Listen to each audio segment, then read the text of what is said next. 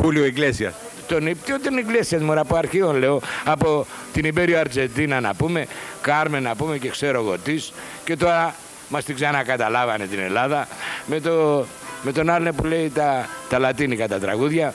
Δεν λέω ονόματα, ονόματα δεν πρόκειται να πω για κανέναν. Η διαφορά είναι όμως ότι αυτά είναι ξένα και τα λεφτά μας τα δίνουμε και τα παίρνουν όξο. Και έχουμε, και ύστερα σου λέει ελάς το μεγαλείο σου που τα λεφτά σου. Αφού τα δίνουμε μόνοι μας, ρε. Μόνοι μας τα μοιράζουμε όξο, ρε, που δεν να φτουρίσουν οι τσέπες οι δικές μας. Τώρα να σου πω, μια φορά και έναν καιρό είχαμε τα ελληνικά πλητήρια, το ραδιοφωνικό σταθμό, το Β πρόγραμμα, το οποίο ψάχνω να το βρω τώρα και δεν υπάρχει πουθενά. Αυτό το Β πρόγραμμα ήταν ένα ωραίο πρόγραμμα, έλεγε διάφορες ιστορίες και διαφήμιζε και τα τραγούδια από τις εταιρείες. Ήταν ένα εμπόριο και ένα έσοδο για την Ελλάδα, πολλά δισεκατομμύρια το χρόνο. Ένας πόρος μεγάλος για τους καλλιτέχνες.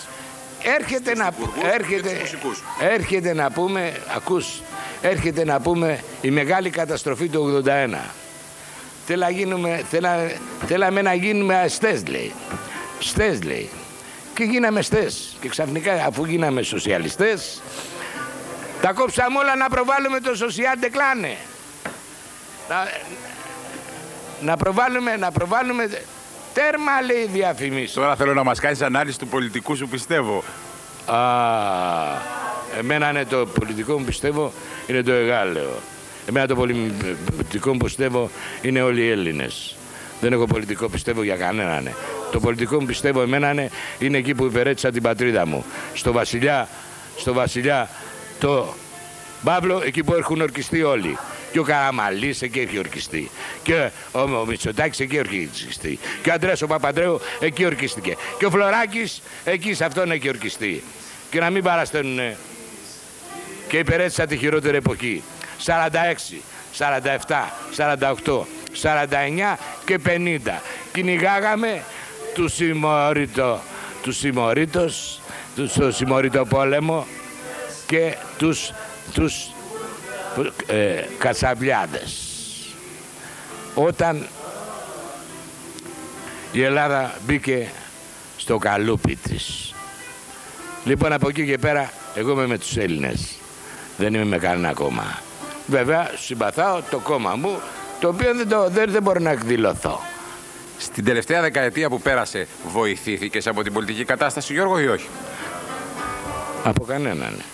Από ό,τι ξέρω, ποτέ κανείς δεν σε βοήθησε πολιτικά. Και ό,τι έκανες μέσα στο χώρο σου το έφτιαξες μόνος σου, έτσι δεν είναι? Μόνος μου το έκανα, μόνος μου. Εγώ παλεύω μόνος μου από 5 χρονών. Από 5 χρονών στο κουρίο του πατέρα μου κρεμόταν ένα μπουζούκι. Πήγαινα, το έπαιρνα, επειδή ήμουν μικρός, 5 χρονών τότε, το σωστά, ανέβαινα στην καρέκλα, το πιάνα και έπαιζα. Ο πατέρας μου, 1, 2, 3, 5, 10, με τσακώνει, με κάνει τσακωτώνει και με αρπάζει και μου ρίξε ένα τάγιο ξύλο, γιατί έπαιζα μπουζούκι.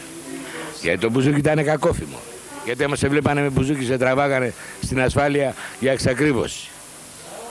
Αλλά εγώ όμως πού να τα αφήσω από τα χέρια μου. 7 χρονών πήρα το πρώτο χρυσό δίσκο στην πρώτη δημοτικού, ρούλα τηλέφωνο. Στην πρώτη δημοτικού, όταν και όλοι οι μαθητές λέγανε πείματα, εγώ έπαιξα με το μπουζούκι μου ένα τραγούδι δικό μου και μου δώσανε τον πρώτο χρυσό δίσκο. Από εκεί και πέρα μπήκα και έβγαζα ψωμί μόνος μου. Αυτό ήταν το πιο μικρός ο μαθητής, ο πιο καλός ο μαθητής που ήμουν εγώ στην τάξη, αυτό ήταν το τραγούδι αυτό? Ένα άλλο. Για πες μου, Γιώργο, ένα τραγούδι που γράψες. Εκείνα τα χρόνια. Οι αξιότιμοι κύριοι που διαμαρτύρονται για τον νέφος, να το βουλώσουν όλοι, σενικοί, θηλυκοί και ουδέτεροι, απαξάπαντες, και αν δεν θέλουν να έχει νέφος, να ξαπολυθούν όλοι όπως φεύγουν το Πάσχα και τα Χριστούγεννα και πάνε στα χωριά τους, να μείνουν στα χωριά τους οι κολόβλαχοι όλοι με τα τσαρούχια και να μην ξαναγυρίσουν στην Αθήνα, γιατί εγώ είμαι Αθηναίος. Την εποχή που εγώ ζούσα στην Αθήνα, η Αθήνα ήτανε κάμπος. Ήτανε κάμπος. Στην Αθήνα τραγουδάγανε τα ειδόνια στις Λεύκες και τραγουδάγανε και τα βατράχια. Αυτά άκουγα εγώ στο Βοτανικό Κήπο και τα μετακόμισα στο μπουζούκι μου. Και έγραφες τραγούδια. Έτσι. Τραγούδια που μείνανε σταθμοί στη ζωή αυτού του τόπου. Τραγούδια που γαλούχησαν πολλές γενιές μέσα στο διάβα της ζωής. Ο Γιώργος ο Ζαμπέτας είναι ένα τεράστιο κεφάλαιο. Είναι μια μακρινή, γεμάτη ζωντάνια ιστορία μέσα σε αυτόν τον τόπο. Από τα πρώτα χρόνια που ξεκίνησα τη δημοσιογραφία, από τα πρώτα χρόνια που βρέθηκα να γράφω μες τη νύχτα, βρέθηκα κοντά στο Γιώργο τον Ζαμπέτα. Ήταν η εποχή που πρωτοτραγούδουσες, Γιώργο, σε ποιο σημείο? Έχουμε αρχίσει από τα ξημερώματα και έχουμε φτάσει του Χιλά. Στην Τριάνα του Χιλά. Στην Τριάνα του Χιλά. Η Τριάνα του Χιλά ήταν ένα κέντρο στη Λεωφόρο Συγκρού, απέναντι ακριβώς από τον Άγιο Σώστη. Αυτά για τους νεότερους. Και να μην σας τα πολυλογώ, όταν απολύθηκα από Φαντάρος μπήκα στη δισκογραφία. Αλλά να ξαναπάμε στο νέφος, αυτό που μας καίει. Αυτοί οι κύριοι όλοι μένουν στην Αθήνα και φεύγουν και πάνε στα χωριά τους. Θα τους παρακαλούσα να μείνουν στα χωριά τους και να την αφήσουν την Αθήνα εκεί που βρίσκεται, διότι εμένα, ναι, του Αθηναίου, την αλάνα που είχα και έπαιζα εγώ, ο Αθηναίος, μου την κάνανε πολυκατοικία αυτοί οι κύριοι βλάκοι. Αυτοί οι κύριοι κολόβλακοι. Την αλάνα που έπαιζα μου την κάνανε πολυκατοικία. Έτσι. Και το πάρκο μου που πήγαινα και άκουγα τα ειδόνια και τα βατράχια, μου το κάνανε, να πούμε, συνεργείο αυτοκινήτων και σούπερ μάρκετ για να κονομάνε αυτοί. Λοιπόν, και από πάνω διαμαρτύρονται κιόλας. Μη μου βρίζετε ρε την Αθήνα μου ρε. Η Αθήνα είναι δικιά μου ρε. Του Αθηναίου ρε, εγώ είμαι Αθηναίος ρε. Γέννημα ανάθρεμα ρε. Ακαδημία Πλάτωνος, Άγιο Γιώργη Μεταξουργείο ρε. Γιώργο, εκτός από την Αθήνα, εκτός από την πόλη σου που θες να την κρατήσεις όπως ήτανε, όπως την πρωτοπερπάτησες και που στη χάλασαν τώρα, θα θέλαμε να μου πεις και να μου μιλήσεις και οι ακροατές μας για τους ανθρώπους εκείνης της εποχής που ήταν οι πρώτοι σου συνεργάτες, αυτούς με τους οποίους δούλεψες μαζί. Οι πρώτοι μου, κοίταξε, εγώ συνεργάστηκα με όλους. Με όλους. Πέρασα την ιεραρχία από τον Ήπιο, ας το πούμε. Κατάλαβες. Δούλεψα με το Μητσάκη. Και ο μεγάλος Γιώργος Μητσάκης. Και έχω κάνει και ένα τραγούδι, στίχη του Μητσάκη και δικιά μου μουσική. Είναι ακριβώς σημάδι την ώρα, ακριβώς και την ημέρα γραμμοφωνήθηκε το τραγούδι αυτό που γεννήθηκε ο γιος μου, ο Μιχάλης, το 1955. Το τραγούδι αυτό ποιο ήταν, Γιώργο? Όταν θα λάβεις αυτό το γράμμα. Το αείμνης του Μητσάκη, μεγάλος. Έχω δουλέψει με τον Μπαρμπακάρη, με τον αείμνηστο, το Στράτο, τον Μπαγιουμτζή. Αυτές ήταν φωνές. Το Στράτο, τον Μπαγιουμτζή. Με το Γέννη τον Παπαϊωάννου. Με τον Ηλία τον Ποτοσίδη. Άρε Ανθούλα που είσαι να θυμηθείς. Με την Ανθούλα την Αλιφραγκή. Με την Αληθή την Αλιφραγκή. Ανθούλα, για σένα τα λέω. Ανθούλα, μ' ακούς? Άκου τώρα, Ανθούλα.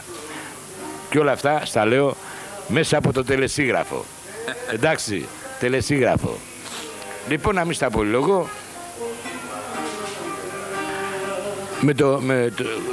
Τα πάμε, ποιον ξεχάσαμε? Φτάσαμε στην Αθούλα. Περίμενε, όχι. Βαμβακάρη Παπαϊωάννου, δεν έχεις πει τίποτα? Τα πάμε, Βαμβακάρη Παπαϊωάννου. Ερχόμαστε μετά στην πιο εδώ τη σχολή. Μπιθικότσι. Τον Τάκη τον Πίνη, Τσαουσάκη.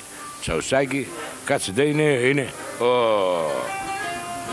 Μανώλης ο Κιώτης.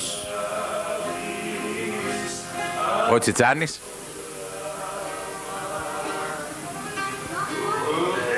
Ο Τσιτσάνης, με όλους αυτούς, ο Μπαγιαντέρας, ο Γιώργος ο Μπάτης, με όλους αυτούς έχω δουλέψει.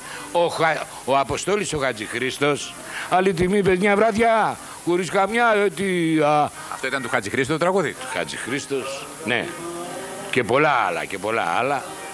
Τι σου είπα, εγώ την πέρασα την κλίμακα, μετά έκανα συγκρότημα δικό μου, έπαιζα στο ραδιοφωνικό σταθμό Τσιενέδ των Νέων Δυνάμεων και τώρα το κάνανε 2 Και από εκεί πέρα έφτιαχνα τα τραγούδια μου και τα πέρναγα μέσα από το σταθμό. Εγώ δεν πήγα κατευθείαν στη δισκογραφία. Εγώ έκανα ταινίες, κινηματογραφικές ταινίες. Τα έχω κάνει πάνω από 150 ταινίες.